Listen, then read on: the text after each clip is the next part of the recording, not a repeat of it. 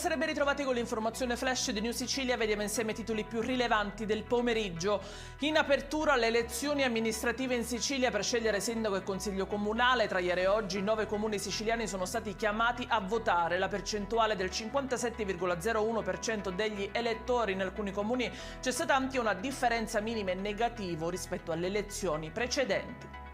Domani prenderà il via l'ultimo passaggio prima dell'erogazione del bonus di solidarietà destinato alle famiglie siciliane in condizioni di grave disagio economico e sociale, una misura varata dal governo Schifani che rappresenta l'atto conclusivo di un percorso partito il 25 febbraio scorso con l'apertura dello sportello telematico e che ora si prepara a concretizzarsi con i primi pagamenti.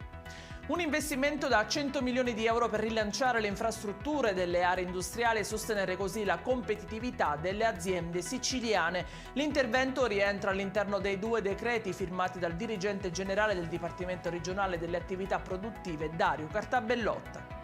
Incendiato il chiosco del cognato della sindaca di Portopalo di Capopassero, Rachele Rocca. Il primo cittadino ha spiegato in un post sui social come qualcuno nella notte tra sabato e domenica abbia appiccato il fuoco. Non ci lasciamo intimorire, ha dichiarato il sindaco.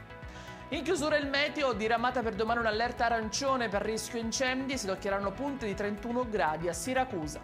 Ed è tutto per questa edizione, i dettagli come sempre su queste notizie li trovate sul nostro sito e sui nostri canali social. Grazie per averci seguito, vi auguro una buona serata e vi ricordo l'appuntamento domani alle 13:30 con gli aggiornamenti più importanti della mattina.